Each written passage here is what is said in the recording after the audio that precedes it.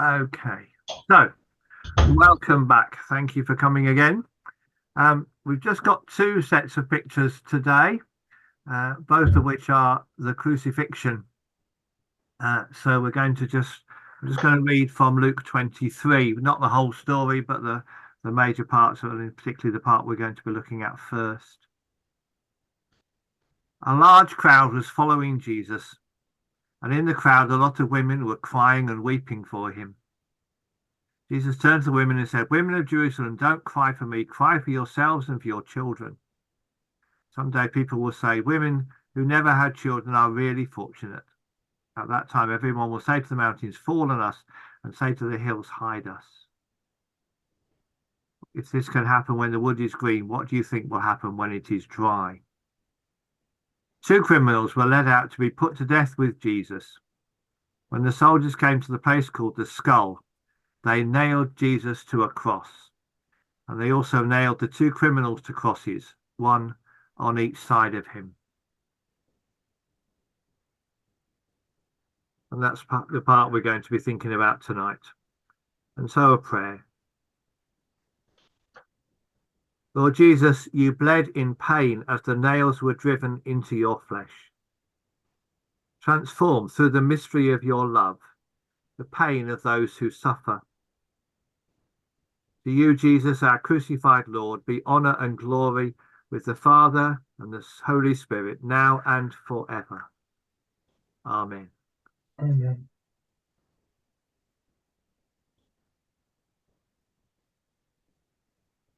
So traditionally, the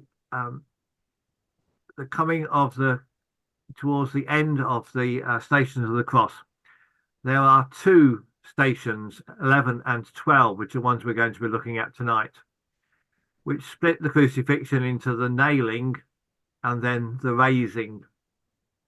So the first part is this, that Jesus is nailed to the cross. And there is that reading also there from Colossians chapter 2. You were dead because you were sinful and were not God's people. But God let Christ make you alive when he forgave all our sins. God wiped the charges that were against us for disobeying the law of Moses. He took them away and nailed them to the cross. Right.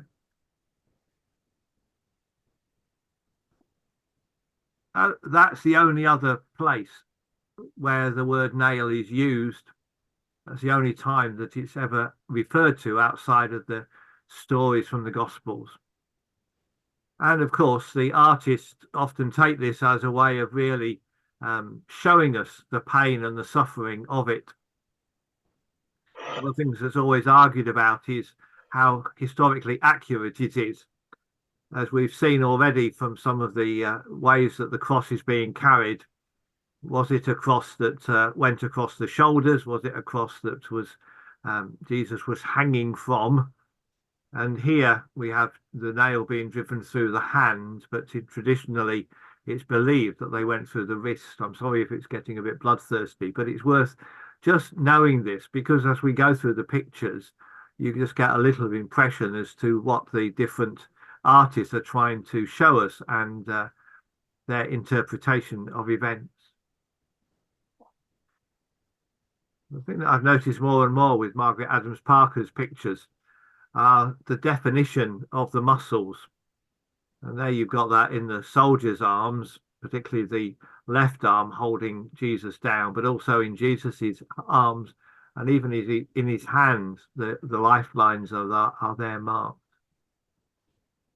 Do you think if they put the nails through the hands, that actually, just through the hands, that would be too thin to actually hold? Yeah, that was the theory. The weight of the body. Yeah. And that's why they would maybe need to use the wrists. Yeah, that was the theory. But of course, whenever you see the marks of stigmata, then it's on in the hands and in it? the feet that are most usually shown.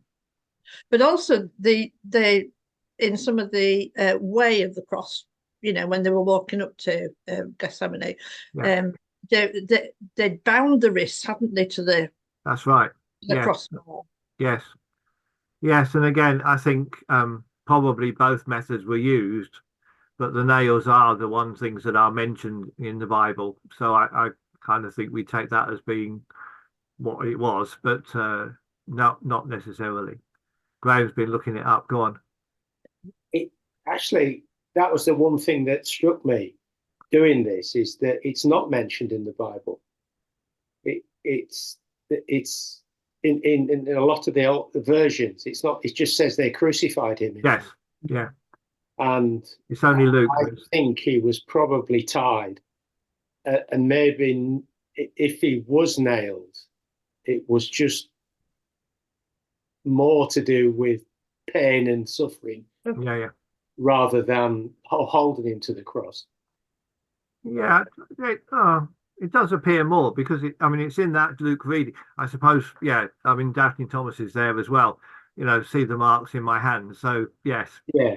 It's always difficult to know what's contemporary. In the bit I read on it, that it was that bit from after the crucifixion. Let me put my hands in the holes. Yeah. The only other thing was in Colossians, where Paul says you should nail the things of this world to the cross as Jesus was nailed. Yeah. Brutal though, whichever. Absolutely. Yeah. I mean, the nails, if you look on this one, Jesus is bound to the cross with rope. So Noise Capehart is hedging all his bets. So you've got, I'll just make it a little larger. So we've got the rope holding him down, and then the nails to really fix him in place. And you can get a sense of the brutality of it. I think not just from the weaponry that's being used, but I think even in the face of Jesus, there is real pain in that face, isn't there? So that's what's going on. And interestingly, as we commented last week, we've got people in the background a little uncertain as to who they are. I think this is probably Mary or one of the women. But the people at the back here, are they the disciples keeping a long way away? Or is that a premonition of taking the body to the tomb later on?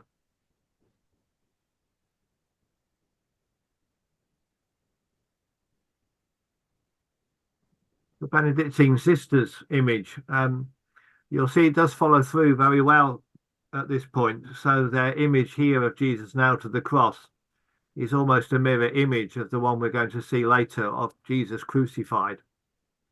So, I mean, there is pain here, but it's interesting how Jesus is holding his body up. I mean, the arms are straight across. You've got to be very strong to hold your body in that position. Again, it depends how much pain you want to actually show, how much of the violence that you want to include in your picture.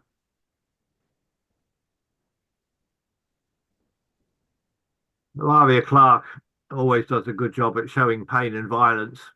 I direct your attention particularly to the right-hand picture. It's in the left-hand one as well. Sorry, but the tomato ketchup is spurting rather well, and there really is a sense of the nail going in and the blood flowing. What intrigues me most about this, I've asked you on numerous occasions as we've looked at her pictures to look at the feet and the number of feet that appear in the picture. You see up here, we have somebody's slippers, and they've actually got crutches. And then if I look over here, we've got quite dainty little shoes. Peter. Yep, I can see it. Thank you, Ben. Okay.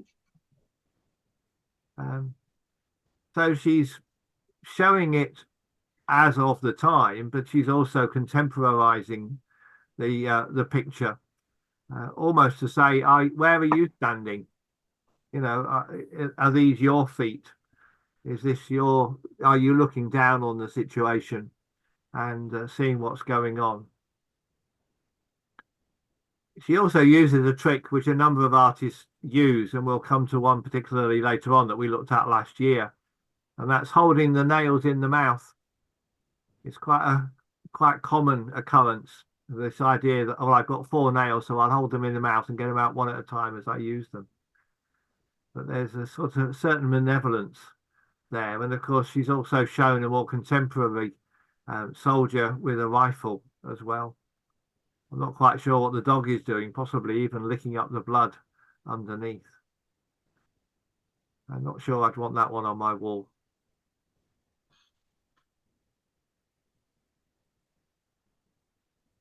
This doesn't come out quite so well. I've lightened the picture a fair bit, and even more so later on when we come to the crucifixion scene. That Bruce Okonayo has gone to these sort of darker tones, purples and greys.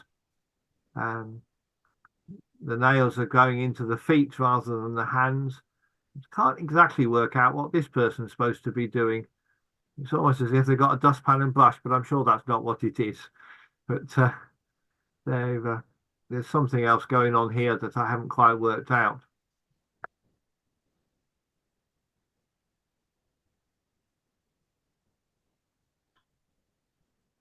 Sorry. I do like this. This is Simon Coder. I've not shown many of his, but I've known this picture for quite a long time.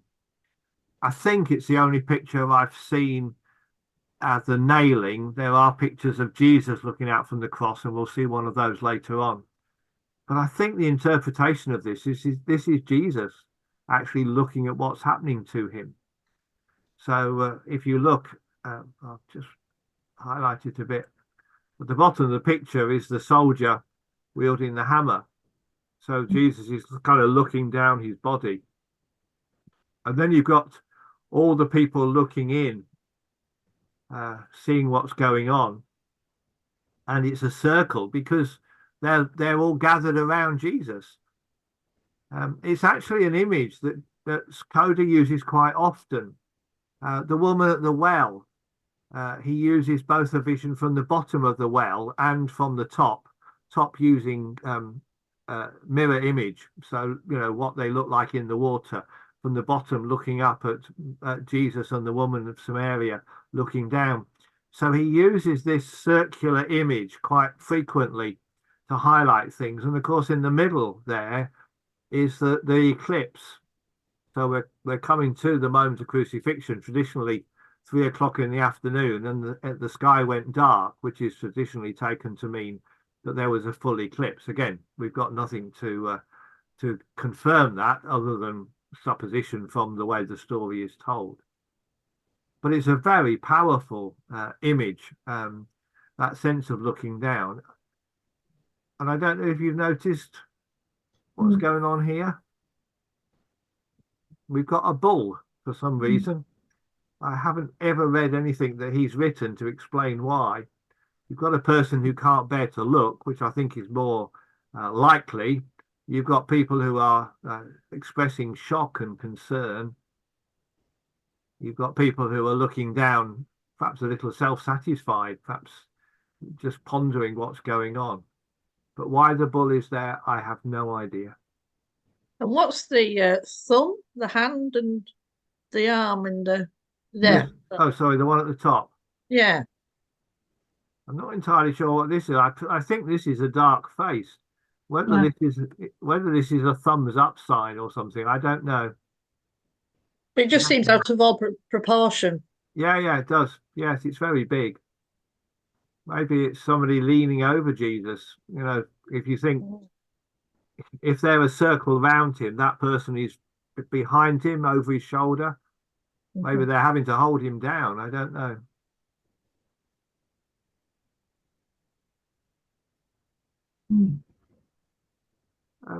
I put these in at this point because they don't entirely fit within the sequence. These are part of the Smithsonian pictures that we've been looking at, and these are the ones that are associated with the nailing. I've used 2 different pictures of the same image, and I just direct your attention to how tall they are. So they are just over 3 inches tall, so they're quite small images, which makes me think that barbed wire is probably about life size, you know, or the wire itself is probably as it should be.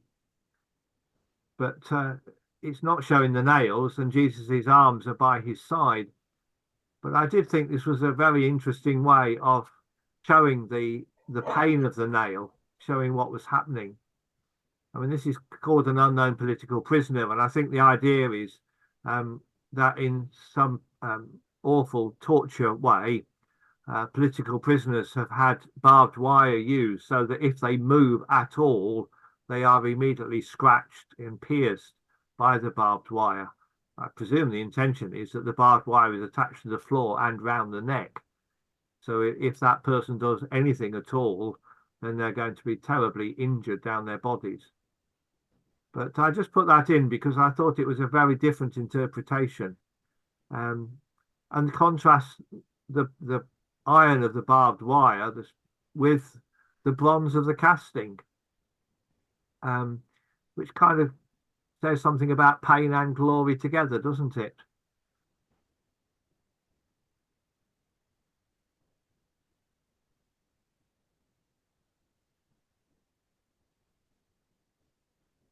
So back to the series that we've been following more closely. So Chris Shawcross at Staining. I saw something else today that definitely said that Staining was in Sussex. Thank you very much. Jesus nailed to the cross. I was a little disappointed because both images are from the same direction. I really wanted to find a picture looking from above because I think we could probably get a better impression if I focus in on the left-hand one a little more. You can see there is actually a nail showing, and Jesus's body, which is now naked, which is even more stark later on, has sort of slipped off the cross, whilst on the other side the soldier is using a very heavy iron hammer in order to ram the nail home.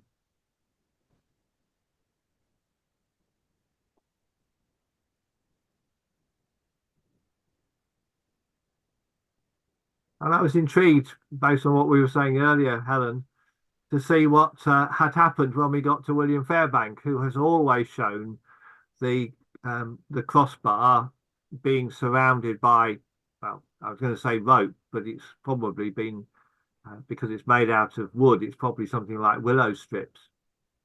But when we come to the crucifixion, it's very definitely a cross that is there and a nail that's gone through the wrist. Note this time. I'll just show you a close. Oh, I thought I got a close up of it, but not. But you just get a glimpse of Jesus. The cutout of the wood is the face, and then the light, the blonde wood here is the halo, the shoulder and the armpit, and then across, and here is the nail driven through. So I think it's the only one with what I would call a life-size nail that is there. And I haven't entirely worked out the two struts. They almost look like guns resting across, but I don't think that can be what his intention is. And we'll just have a quick look in the book. I don't think it makes any reference as to what it is. Let me just quickly look it up. Oh yes, I'd forgotten there was this. Yeah, it doesn't say what the wood is, but the title is Jesus is held down by the crowd as the tools of government drive in the nails. It's very political, that series, and if you remember, the crowd were pressing in on Jesus and causing him to fall. The government and the authorities often get a mention, and I read the little text that goes with it. It may be by the government, it may be by their forces, but there is no point from which we can avoid responsibility if the truth is sacrificed. We employ the government employs the force drives in the nails. Pretty strong stuff, really, isn't it? Bringing it into the current timing of what's going on, and looking at where torture is still used across the world today.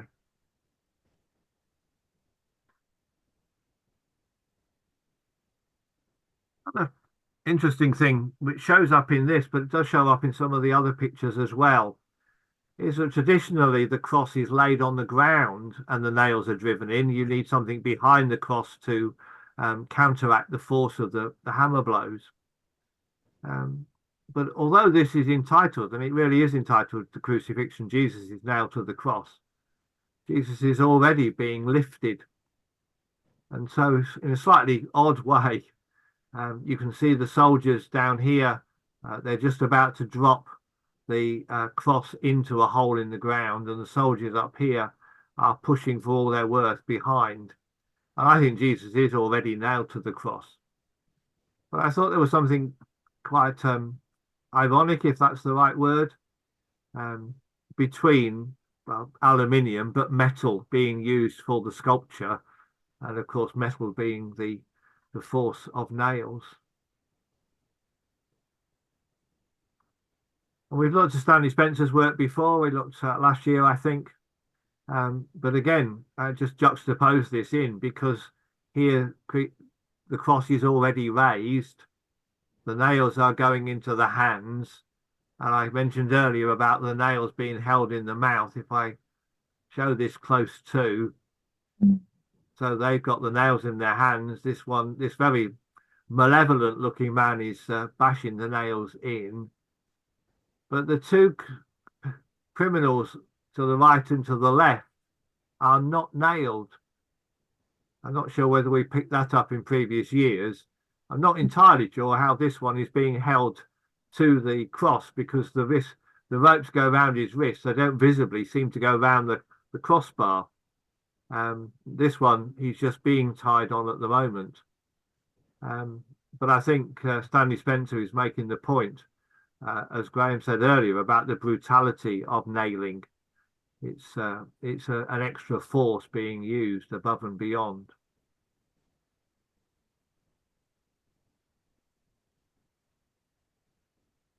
And of course, when I pull out, Stanley Spencer does what Stanley Spencer always does, which is to place his pictures in his own locality. So you have houses in Cookham where he lived, that is being shown there. And this person, who is Mary, we identify through his pictures by wearing the same costume.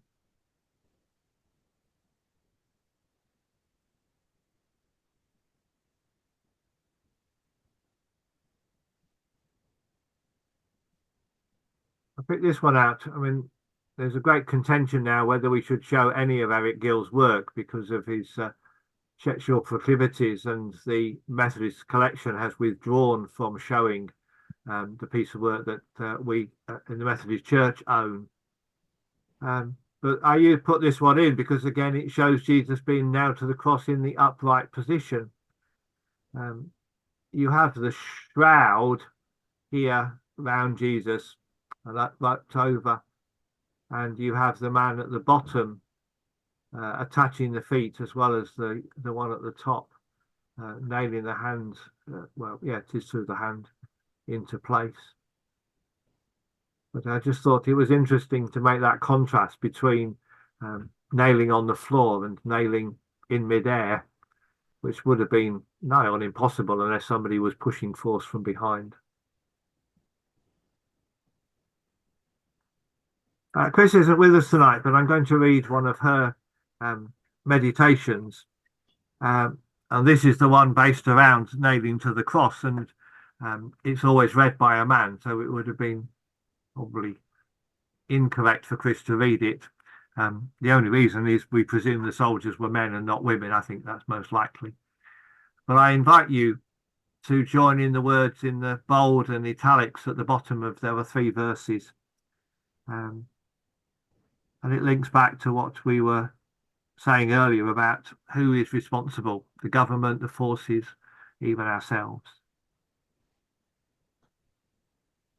I've nailed many criminals to the cross. At first, I found it sickening. Those nails through the flesh, the sinew, the bone. Sometimes I lay awake at nights, wondering at what I was doing. But it's all in a day's work now. Forgive us, Lord. for we do not know what it is that we do.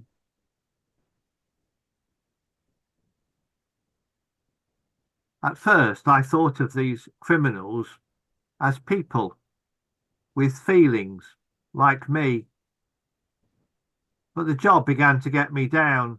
So now I think they're only criminals. They don't suffer in the same way, not like real people, like you and me. Forgive us, Lord, for we do not know what it is that we do.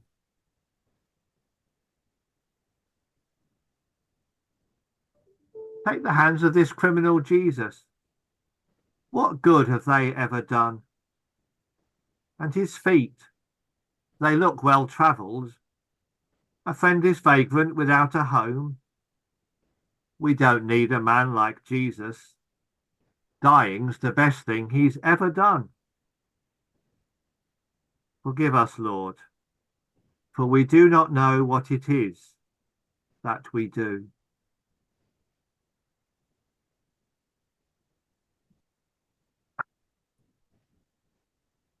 Sometimes when we've done that on Good Friday, we've accompanied it by the sound of nails being bashed into wood. Just flick back through the pictures so you can look at them a bit more carefully.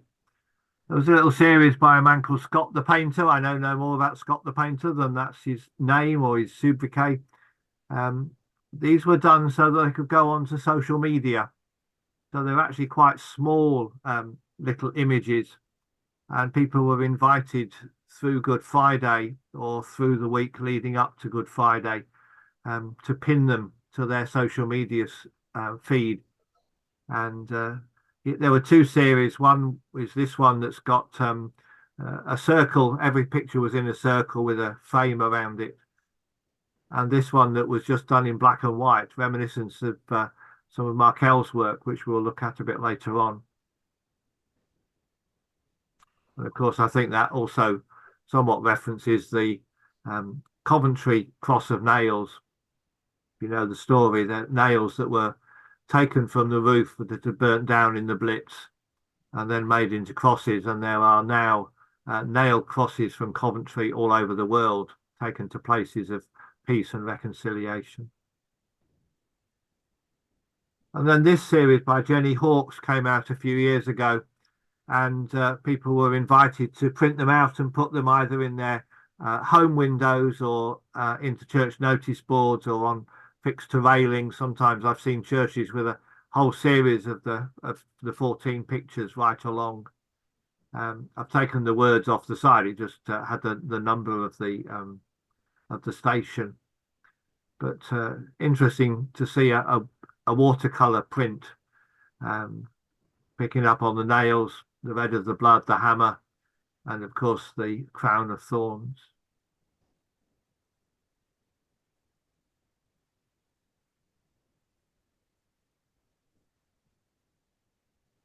Stations of King's Cross takes us now to Moorgate or Baker Street, depending on whether you're travelling clockwise or anti-clockwise. And if you remember how this was done with the cutout, so that the white is what was left when the holes were cut. And so every single piece of that wood is a very thin strip of paper that goes right across in order to make a stencil. The intricacy of the work is astonishing. It's interesting how in very, very simple I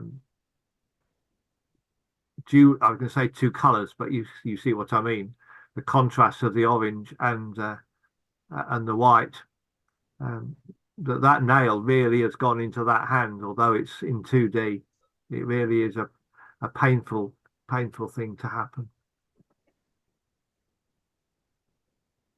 And just to finish this sequence, I picked up 2 or 3 things. I just was doing my usual thing of going down a Google rabbit hole and looking at pictures. And I picked up these 2 things. This is from Heartlight, who do a lot of backgrounds for screens so that people could use them as wallpaper on their computer screens. Quote from Catherine of Siena: nails were not enough to hold God and man nailed and fastened to the cross. Had not love held him there? I thought that was worth just pondering on for a minute. Nails were not enough, had not love held him there. It speaks about Jesus's obedience, doesn't it? I just couldn't resist this one. I thought, I'm not sure whether I dare to wear that on Good Friday, but you know, if you want to buy the t-shirt, you can. Peter, Yeah. I think it was the Daily Telegraph many years ago did a competition about mini sagas, stories of not more than 50 words. Oh yeah, I remember. Yeah. Yeah, there was one sort of good to have you back, the old man said. Nice to see you, the boy said. And then, at the end it finished with, but it wasn't the nails, it was the kiss. Yeah. Which, Thank you. that previous one just Yeah, reminded me. I think that's very powerful. Absolutely. Yeah. Yeah. Yes. Thank you. Okay. We're going to have a little interlude, and this is thanks to Julia. Julia on Sunday gave me a little card. It is a very little card, and I've again, it's taken me down the Google rabbit hole. Julia, I'll put the picture up. Do you want to just say where you got it from and what you saw, and then I'll show a little bit more of it. Yeah, so a couple of weeks ago I went to Norwich and I made a visit to the cathedral, and they've got sort of two series of Stations of the Cross, one which is a fairly sort of traditional one, the one that with the images of Jesus, which is in black and white. They're all in black and white. And then there was another series by Edith Cavell, and it's really sort of the Stations of the Cross, but told through her own experiences. They're absolutely beautiful, bright colours, and they're right in the what's the front of a church called? Right at the very end. In the chancel. That's it. Right at the very end. Absolutely beautiful. Yeah. So the story is Edith Cavell. If you know the story of Edith Cavell, she was a nurse and she was in the First World War, and she was working in Belgium at the time of invasion, and she was treating both British and German and Belgian soldiers. She was eventually captured by the Germans and prosecuted as, I suppose, I was going to say a spy. It wasn't really a spy. I mean, the reason that she was really put on trial was because she was helping British soldiers to escape. So when they had been captured by the Germans and were in hospital, she was helping to liberate them and get them across the lines and back into British hands. And she was eventually executed by firing squad, which we will see in a moment. And there are a number of different things, but I think the important thing to know about the story is that Edith Cavell became quite a cause célèbre, in that her story was told back in this country. And if you think, I mean, she's executed in 1915, so we're a year into the First World War. So we're not in the worst of the war moments in terms of, it dragging on and on. But it was at a point where people were beginning to say, I don't know whether I want to serve or not. And so Edith Cavell's story tried to raise a lot of patriotism and encourage people to go and fight. But you can see the quote there, which is from Edith Cavell. Standing as I do in view of God and eternity, I realize that patriotism is not enough. I must have no hatred or bitterness toward anyone. And then the quote there from John 13, even as I have loved you, love one another.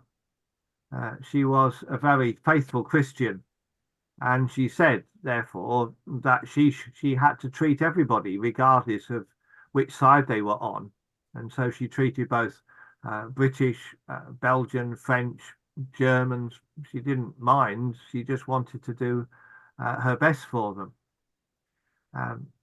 I'll just move on to the next picture. So this is the series of pictures, 14 pictures based around the Stations of the Cross, as Julie was just saying.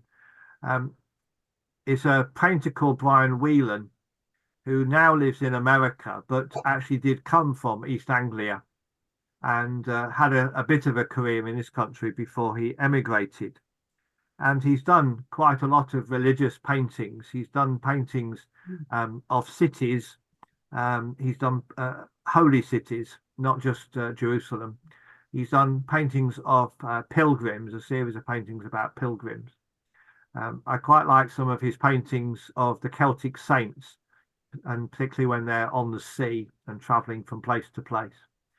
But I just wanted to read a little bit of what he says about these pictures, or first of all, well, what is said about the pictures, and then what he says about them. So there's a story about when it happened, and it was eventually commissioned by Norwich Cathedral, because it was the 100th anniversary of the First World War, 2014, and then was coming up to the centenary of her assassination, as some people have called it. And this is what he says. I took some sketches to show them. That's the people in Norwich, the cathedral officials. And they said they were impressed that I had painted her in a German expressionistic style, and that it would shock people out of complacency over her story. Because of her faith, Mr. Whelan decided it would be fitting for the series to reflect the Passion of Christ and the 14 Stations of the Cross. And the artist added, if people know anything of Edith Cavell when they see the paintings, I hope they will reconsider her and think of her in a different light and remember her for her compassion. And it starts, I haven't shown all the pictures in big form, but it starts at the earliest part of her life. And you can see in this picture, she is herself an artist, and she's selling her pictures to raise money to build a Sunday school. She ends up going out to France and Belgium in order to be a nurse. And while she was there was a terrible explosion and from shelling, and people were injured. But the next little image, which again we'll see a bit bigger in a moment, is of her releasing people and letting them run free. I don't think she physically had the keys to the cells, but it's impressionistic of her setting people free. This is about betrayal, and going back to what Michael was just saying about betraying with a kiss. So you have the figurative image of Jesus's betrayal portrayed, the betrayal of her, and somebody said something to the German authorities. She's then captured, she's taken away, she's put on trial. We'll skip that one and we'll come on to the firing squad. But if I show you them in a little bit more detail. So these are the early pictures. And this is her at home with her family, with her parents, and then doing her paintings to sell them. And then when war is declared, she puts her hand up in order to go and serve as a nurse. The betrayal of Judas, see the crucifix on the wall. So can you go back to the previous one? Yeah, I can. Yeah, because you can, is that a skull on the right-hand side? Yes, there's sort a of skull foretelling here. her death Yeah. then? Yeah. Yeah. Yeah, and this one's got a dove. So there's little images all over the paintings. Yeah, thank you. No, that's fine. It's fine. So these are the soldiers coming to arrest her. And then she's been arrested. You can see the handcuffs, the lights in the eyes. What has she got to say? putting her on trial. She's held in the witness box. And then, of course, the most startling one is her own assassination, a firing squad. And I did find on YouTube, but it was a little indistinct and I wasn't sure it would work. There is a YouTube film of all of these pictures, sort of panning over them and in and out from them. But the story, the song is a folk singer singing the story, and he makes the point about the rifles, and he slows the song right down so he almost beats time to the gunshots coming. And instead he talks about she looks at them bravely with the was it blue-grey of her eyes. Because she died in 1915, she was interred in Belgium, in Brussels. But they found where she was, and after the war, and this is why she became even more of a cause célèbre, her body was repatriated and came back. So we know the story about the unknown soldier, but she was herself brought back and given the full treatment. She's on a gun carriage covered with the not only flowers but with the flag. The nurses and the soldiers lined the route. I mean, so much so that they even know which southern region wagon was used to transport her body, and that is still preserved. I mean, it really was a huge thing after the First World War. And I think it was something about, of course, the heroism of it, the patriotism of it, but I think it was a parallel with the unknown soldier. So the unknown soldier was representing all those whose bodies were still out on the battlefield and hadn't been repatriated. It was decided that there were too many of them and they couldn't possibly do it. But many of the parents of those who lost their lives, particularly the mothers, petitioned the government in order to return their sons' bodies. I mean, the government just said in the end it was just too expensive to do. So the repatriation of Edith Cavell, I think, also stood for bringing back the bodies they couldn't bring back, if you see what I mean, in the same way that the unknown soldier did. And of course, in using these images, using this sequence of Stations of the Cross, Jesus is, the artist Brian Whelan is equating her life and her sacrifice, her death, with Jesus, giving his life for the sake of others. And so I think it is a very powerful thing. And as Julia said, to place that story in this way of telling it alongside the traditional Stations of the Cross in the cathedral. It's very interesting how many cathedrals now have commissioned artworks. I mean, I've shown you already the wooden set from Lincoln, the metal set which come from Southall, and very often now cathedrals are commissioning artworks, and we'll see another one of those a bit later on. I did like, there was one little thing which I don't think actually happens in this picture, though. If you look in this, and I'm not entirely sure what it is, he's used something here. I think this is like a collage piece that's been put on. It says G-A-L-E-R, which I don't think has got any meaning, but it may be revealed by what I say next. All that glitters is not gold leaf in Brian Whelan's sacred art. The gleam of the Irish artist's halos and holy grails actually comes from foil candy wrappers. The whimsical mix of the sacred and the mundane, the cosmic and the comic, appeals to postmoderns who prefer their religion packaged with a little bit of irony. But I did think that was interesting, that he uses cheap stuff. Yeah, we've all done it, haven't we? When you've unwrapped your roses or your Quality Street and done collages with things. But I just thought that was worth just taking that little digression, and I do thank Julia for that. So we will move on, and sadly we move on to the crucifixion. And I think one of the starkest images, though interestingly, just keep this one in your mind for the very last image that I'm going to show you. Oh, camera has dropped. I think there's something triumphalistic about this, which is not wrong. So Jesus is very much nailed to the cross. The nails are there. You can see it more. I focus in on the right-hand picture, the one in situ. You can see the nails through the wrists and the feet. But I think it's something both about the quality of the wood, the way that it's been polished, and you get the shine on it. So you've got something of that. It's also with Jesus's head. Most crucifixion pictures will show Jesus's head bowed down. Here, Jesus is very much looking up towards heaven. And I have to say, and you will, I think, agree, there is something stark about him being naked.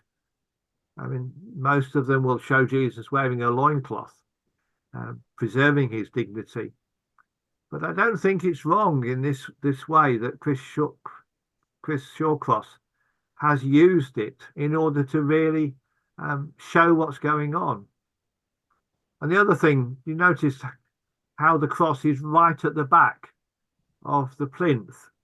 So that, do you remember that picture from way back I showed you of Mary, almost her foot almost falling off? And you think that plinth is just there in order to sort of give a base for the image, but it is much more than that. He's using the space and therefore putting it right at the back. He's drawing you in, and it puts the cross on the wall as a crucifix normally would be. So I think it's really clever that he hasn't just put it in the center of the plinth as you might expect.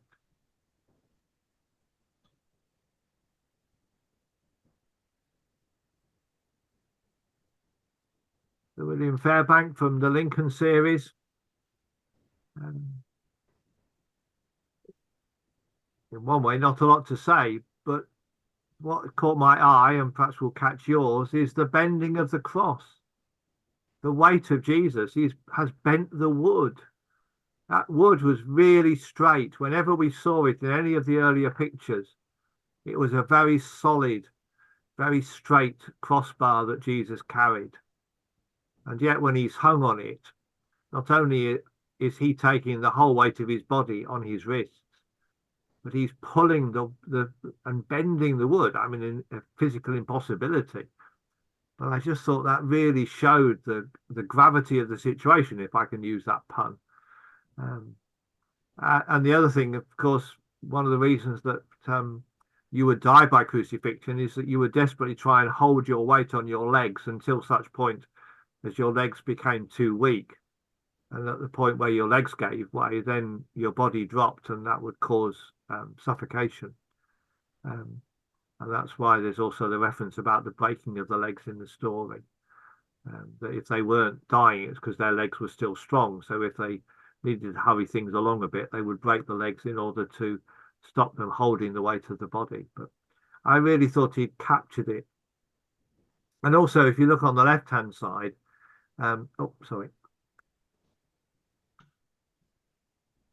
the cutout, the split in the wood, I think is cross-referencing the tearing of the veil in the temple at the moment of death.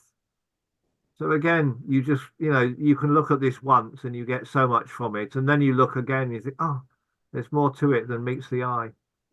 There's more to these images. They've really been worked out. They've really been thought through. And the artists are really trying to communicate, not just depict what's there.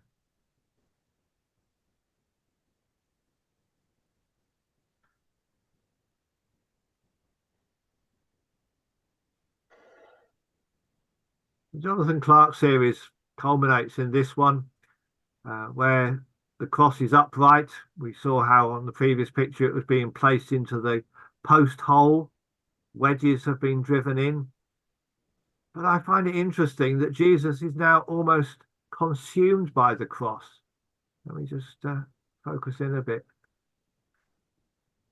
I don't know why he's done it. Is it about Jesus embracing the cross? Is it about the cross and Jesus becoming one and the same? I just find it a very curious image in some ways, that he's not on the cross, he's in the cross. What does it say to you?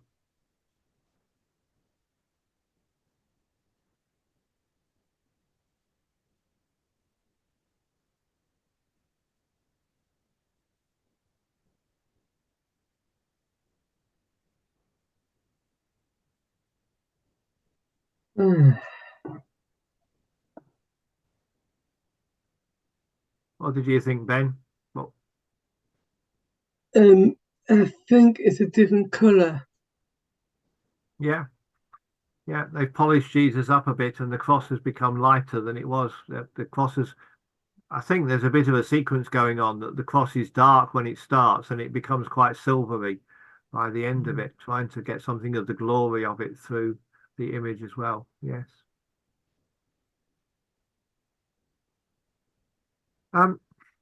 This series by Nicholas Markelli, you'll notice we didn't see one of the nailing, because there isn't one. And we've actually jumped 3 or 4 stations in the normal sequence. But that's made up by the fact that when we get to crucifixion, we get 4 pictures in a row, all of which depict the crucifixion. I suppose in a way, this one could be more about the nailing, because Jesus is, I presume, flat on the ground before he's raised up on the cross. The cross beam itself is the white, and the body of Jesus is now entirely in the red. You can see the crown of thorns.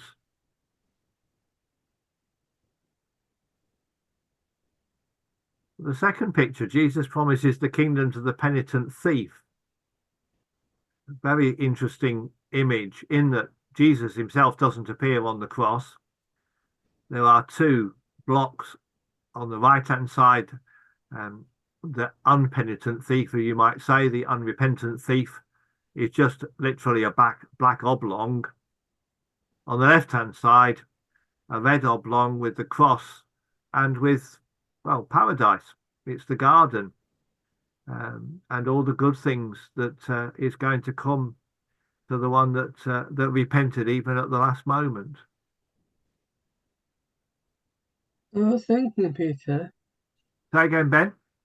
I was thinking, Yeah, if, I know Jesus died on the cross, and the black one is a bit like Satan, though. yeah, yeah. And then when Jesus came into the desert, and then he met 3 angels, and one of them says, I'll show you the kingdom. Yeah. Yeah. And then Jesus said something in the Said he mouth of wouldn't bow God. down and worship Satan in order to gain the kingdom. Yeah, Yeah, yeah. And interestingly, there is a contrast between the beginning of Jesus' story, where he's taken to the highest point on the temple and shown everything, and then to the looking down over the whole world and shown that. And he ends up lifted high on the cross. And John, in his writing of the gospel, uses the word lifted in order to give both a sense of him dying on the cross, that the cross has to be raised up for death to occur, but also he's lifted in glory. He's lifted high for everybody to see what's going on. So the connection is made. Yes, Graham. That earlier one, the cross with Jesus in it, This. comes from the crucifixion story of the dream of the rood. Oh, okay, yeah. It begins as an enemy coming to cut down the tree and carry it away. The tree learns it is not to be the bearer of a criminal, but instead the crucified Christ. The Lord and the cross become one as they stand together as victors, refusing to fall, taking on insurmountable pain for the sake of mankind. Yeah. Yes, I've never really got hold of the Dream of the Rood, but I know it's a famous poem about the crucifixion. Yeah, I'm better on art than poetry. It's almost as if the crossbeam is actually helping to hold Jesus up. Yeah, yeah, yeah. Something about something about creation and nature at one with Jesus. Yeah, I suppose in the way. Yeah, sorry. In that picture, the white is a nail, isn't it? Where are you looking? Yeah. At the bottom. No, the white in the middle. Oh, I see. It's the shape of a nail. I'm with you. The Yeah. cross is the shape of a nail. Yeah, sorry. Yeah. I'm with you. Yeah, yeah, yeah.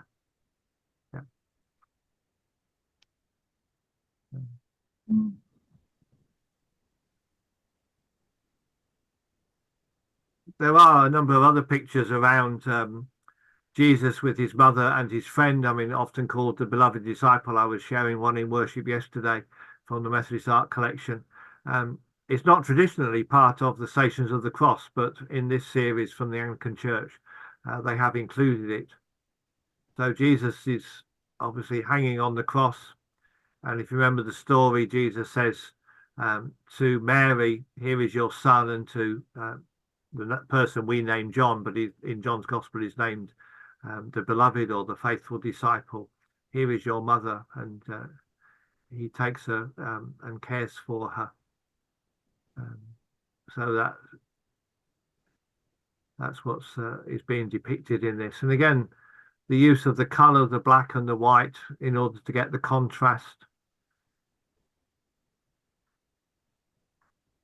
I do wonder, having seen some of these later ones and having seen the ones of the Underground series, whether some of these are done with cutouts. If you look at the sort of back of John's coat, just down here, is this a piece of paper that's been cut to shape rather than trying to actually draw the block printing. I don't know. I haven't seen anything that's told me how they're created.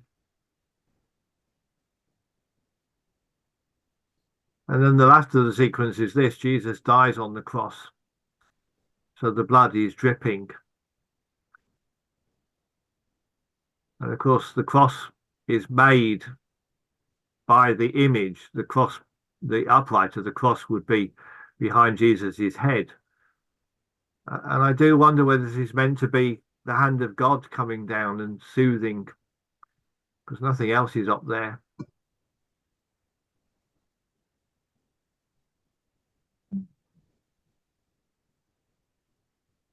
It looks a bit like a bird as well, a dove, the top Yes, one. it does. Yes, it's like a dove flying away, isn't it? Yeah, yeah. Thank you, Claire. I think I'd seen that previously and forgotten to spot it this time around. Yeah. I can see it now. Yeah. The dove. Yeah, let me bring it up a bit bigger. There we go. Yeah. And I was thinking about Noah, because Yes. Noah had a dove Right. at the ark. Yeah. And they had two little doves.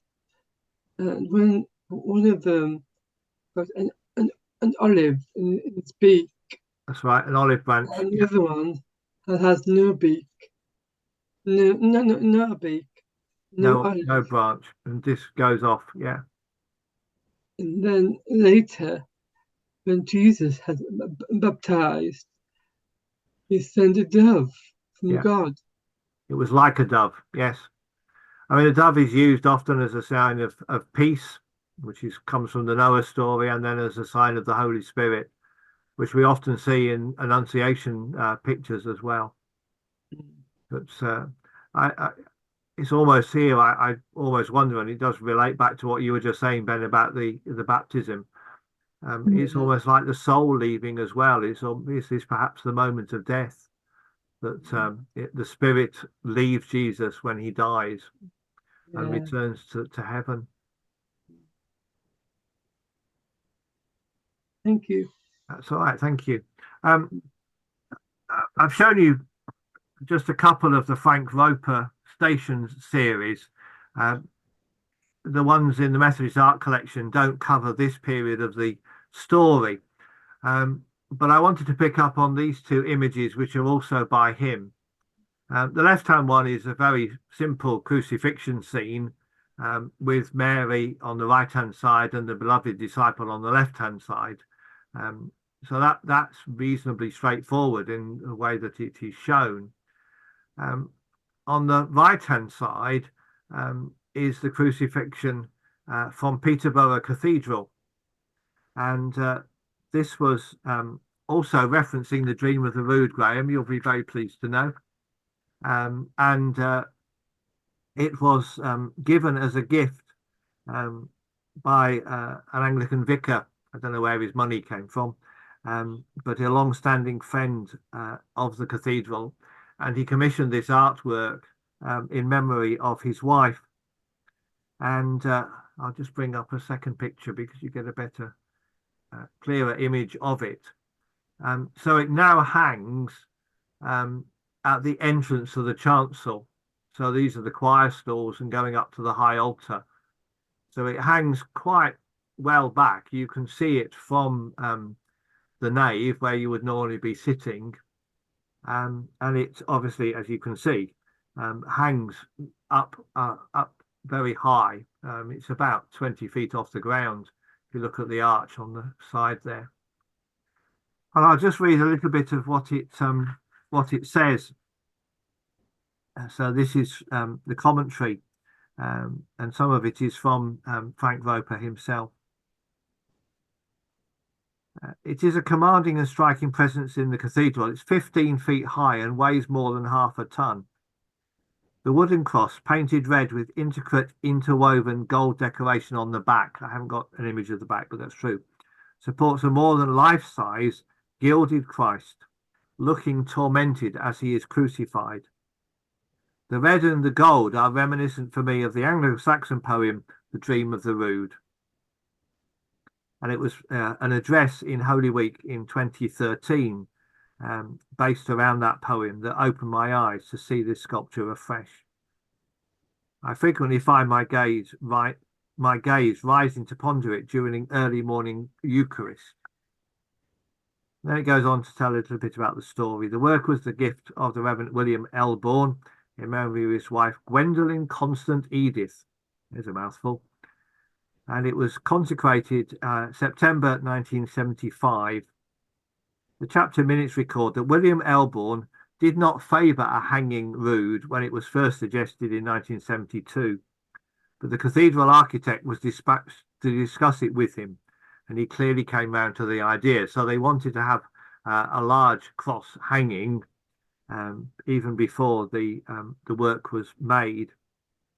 The first plan seems to have been to position the cross on the east side of the crossing so that it would not be seen in direct view. It would have been against one of the transepts. But this did not appeal to the chapter, and so they experimented with a full-size cardboard model when the present location was arrived at. The cost rose from the original estimate of £1,500 in 1973 to £2,500 a year later. The 70s were a time of high inflation, if you remember. Approval was also given when the time came for William Elbourne's cremated remains to be interred in a vault beneath the suspended crucifix with a suitably inscribed ledger stone, which can still be seen today. This is the interesting thing, and you can't really see it, I'm afraid, just from a picture. The image changes depending on the angle from which it is viewed. From one point, the figure is full and enfleshed. From another, it is thin and emaciated, almost flattened. The eyes are hollow, but again, how these appear depends on where you are standing. Looking from below at the eyes with the red cross behind them can look scary, because when it says hollow, what it means is they're not solid. They are like little tunnels. Standing there, some children find it frightens them. If you stand beneath the cross and look straight up, you see through the eyes, but they have a presence and a depth, as if we are gazing through them into the mystery of the divine. So there's a lot more to the picture than kind of meets the eye. And that little phrase at the bottom, stat crux dum volvitur orbis, comes from the Carthusian order, and its translation is the cross stands still or steady while the world turns. And I think there are other thoughts that it's almost as if the cross of Christ for a time was the pivot around which the world turned, if you get the impression. So the cross was unmoving as the world goes around it. And of course, the symbolism still is that the cross is still and static, unchanging, whereas the world is turbulent and forever turning. The cross becomes the place where the transitory nature of creation and its turmoil is given resolution and a point of anchor. And when that Carthusian works was written, that was when the idea of the rood, and if you go into churches now, in some places the rood screen is still there, which is the screen that divided the chancel from the nave, the idea being that the people weren't worthy even to see what was going on in the sharing of Holy Communion. But the rood, therefore, was the place where the crucifix was held, and that people would contemplate that while communion was being celebrated at the high altar. I just thought it was worth pausing at that. And just as Julia's been to Norwich, so we were in Peterborough last October and saw it.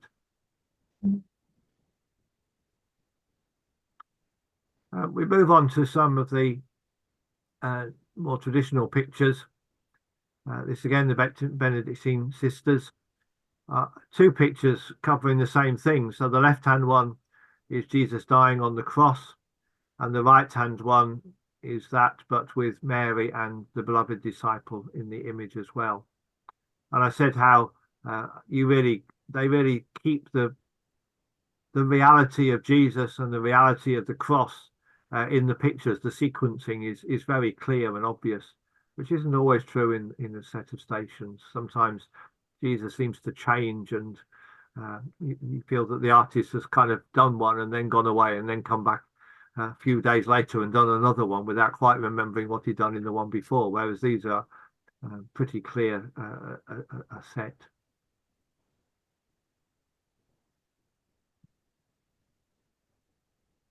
Ilaria Clark, if you remember when we talked about her last year, for those who were with me, she did a series for the stations which we've been looking at, but the crucifixion of Jesus doesn't exist. And I think, if I remember rightly, it's unclear whether she ever did it or not. There is some theory that because it was so spiritually relevant to her, she never dared or never got round to doing it. Perhaps she was a bit scared of showing it. But there are a number of references to the crucifixion, one of which is this, called Buying Wood, 1962, and quite obviously shows Joseph and a young Jesus in a lumberjack's shirt, which I quite enjoyed, with a ruler and a pencil in his pocket, carrying effectively the wood for the cross. I think I've shown you in Advent the Millet picture of Jesus at work in the carpenter's shop. But this, in a very simple way, is telling the same picture. Remember, Eulalia Clark really likes children, and her children appear. So to have a child Jesus in his turned up jeans and walking alongside his dad, I think is a really, really good image. This is the nearest we get to the crucifixion scene. I'm sorry to say that the blood is well flowing again. And indeed, if you look, the weight of the body has actually pulled on against the nail. The nail is slipping through the flesh, and the flesh is being torn by it. But this is the penitent thief, who now has a halo himself. And just as in the Stanley Spencer picture, Jesus is nailed to the cross with the brutality of that, whereas the penitent thief is actually tied to the cross. Both are going to die, but one slightly more viciously than the other. and the way that she uses those images of the upturned faces beneath, looking up to heaven through Jesus, is a bit like we were just talking about, looking up at that image in Peterborough Cathedral, and you look through it into the heavens, into the vault.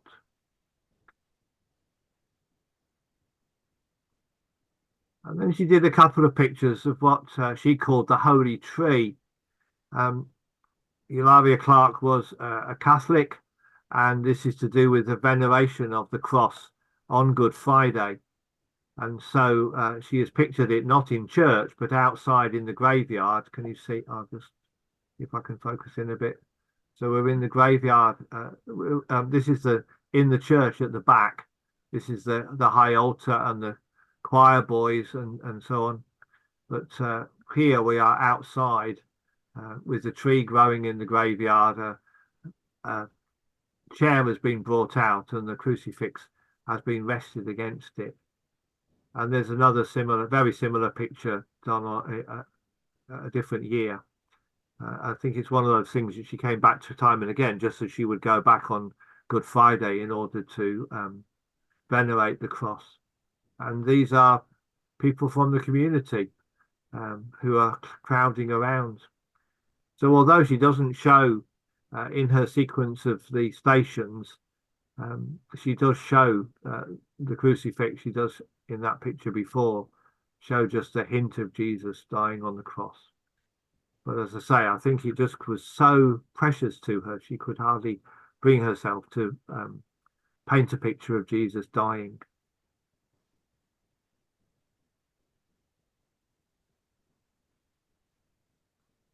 This picture I've really had to lighten up, else you would have hardly been able to see it. So this is from Bruce Akanoiwa, and Jesus again with Mary and the beloved disciple on either side of him.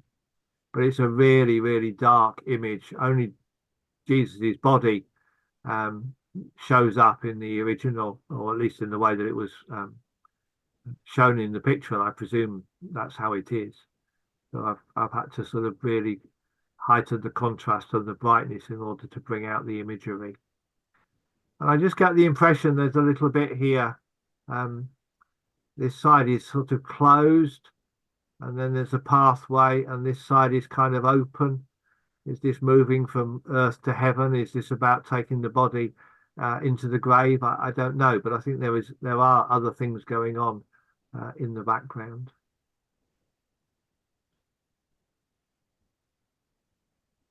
Notice how in this picture, as in so many others that we've seen from different artists, the hands are exaggerated because they're the ones who are gesturing and helping you to focus on what's important.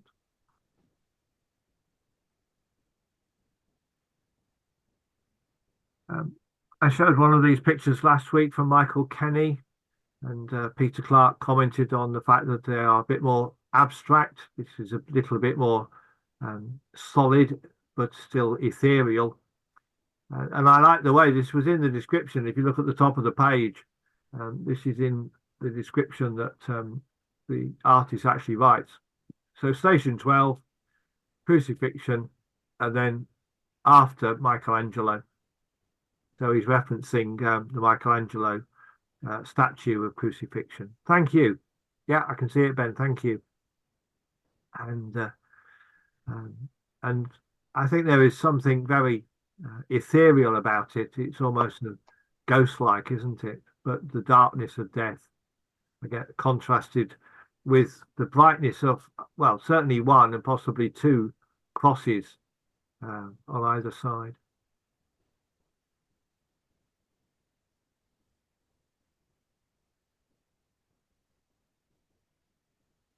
Two pictures I've often been showing side by side, Margaret Adams Parker and Noyce Capehart.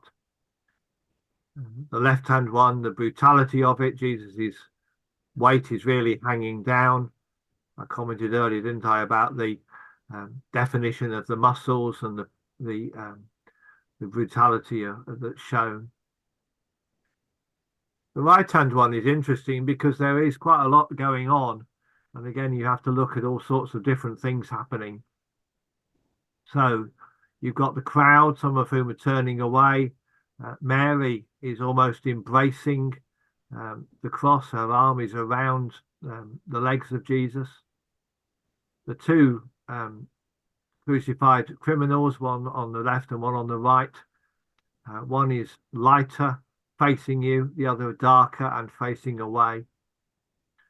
And then it's almost, I don't know, is it that the tree is growing? Is it that the crown of thorns is coming alive? It's quite interesting the way that that whole image is being depicted. And then in the background, you've got the storm, the rushing of the wind, the darkening of the clouds.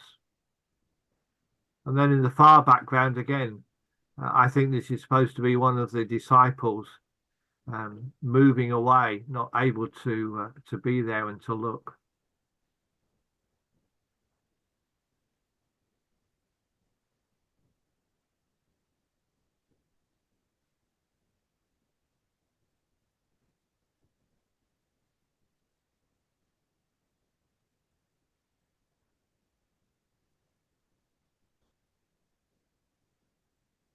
So we're coming to the end of the sequence. But I thought this was just worth looking at, the Stations of the Cross series, Barbican or Great Portland Street, depending which way you're travelling towards King's Cross. And one of the simplest of all the pictures that we've got. And almost everything has been cut away. If you remember how it's done as a stencil. So the vast majority of the paper has been cut away. And all you simply have is the title and the three crosses standing on the hill. And in some ways, although it's not got the brutality of the crucifixion, the blood and the nails and all of that, I think in the simplicity of it, it gets the point over very well. It's reminiscent a little bit of some of the Craigie Aitchisons that we looked at last year, where there are very simple crosses just on a hill and nobody else present, nothing else going on.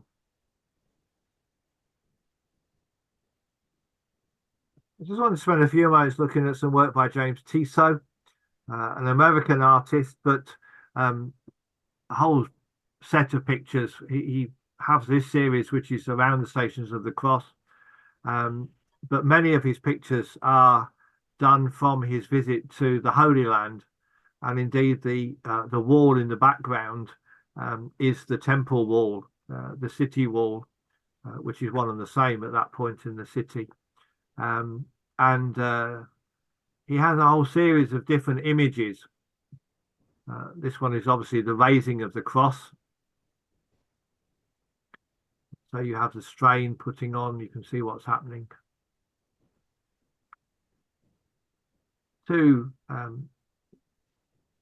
an image of the crucifixion. So they pull Jesus up, they're putting the wedges into the ground. This is just a close-up of the other one. I do like the way these men have climbed these poles. It's a bit like going up a telegraph pole, so that they can help to get it all into place.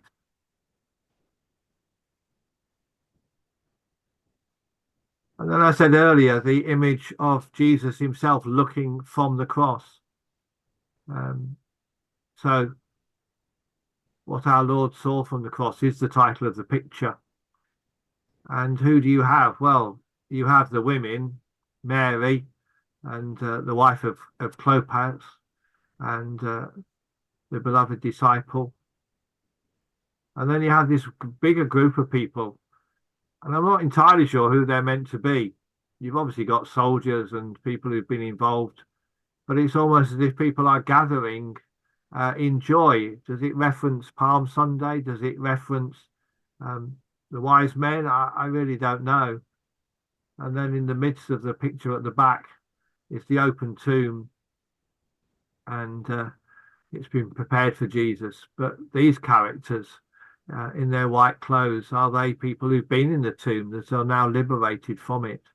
Or are they people who've died and are to go into the tomb?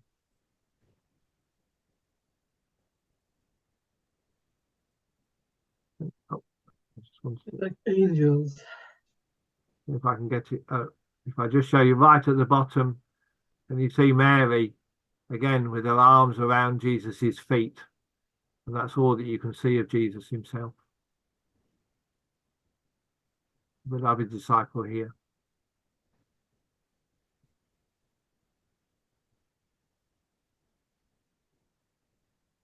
And then from that modern series, which one says it is cartoony, you do want to laugh, but and again they were done for social media, so they were very simple little pixelated pictures that could be shared. But the right-hand one is denial. It's Peter denying knowing Jesus, but I thought it was interesting, and this is why I put it in at this point. The denial is not part of the sequence of stations, but I thought it was interesting how crucifixion, we're looking at Jesus from the front, and denial, we're looking at him from the back. Think of the picture we just saw where the disciples are running away, they're far away, they're not looking at what's happening, they can't face it.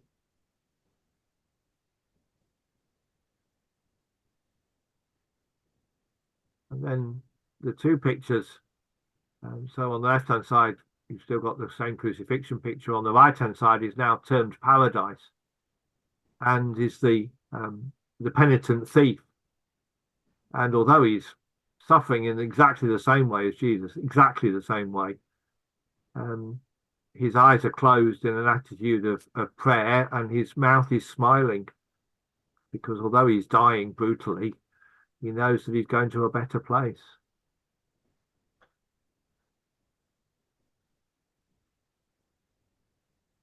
And I wanted to finish with this image, which, as it says, comes from Peru. This was really where my journey through Christian art started, from a series that was published many, many years ago by the, what became the World Church Office, but the Overseas Mission Office of the Methodist Church. And they gathered pictures mainly of crucifixion, but others as well, from all around the world. And this one has always been one of the most striking for me. It's from Peru. I don't know who the artist is. I don't think the artist is attributed. But I take you to the contrast between this and this against the image of Chris Shawcross, the one I showed earlier, of that very smooth body and the way that it was in glory. This is really showing the pain and suffering. Again, the accentuated hands in the style of the Stanley Spencer and other artists who make everything bigger than life size, the same with the feet nailed. And whereas that earlier picture that I showed you of a very smooth wood, this is very rough wood. It's almost the brutality of the making of the sculpture, it seems to me, is picking out the agony of the death. And I think, I suppose, which is my favorite crucifixion picture, is a bit of a stupid statement, and it probably changes every time I look at different ones year on year. But I do think this one has always been very affecting, and I think does capture something of what I would envisage the crucifixion to be about. Not so much the trying to get the reality of the picture, but trying to get the emotion of the event. So that brings us to the end this evening. I'll just stop recording.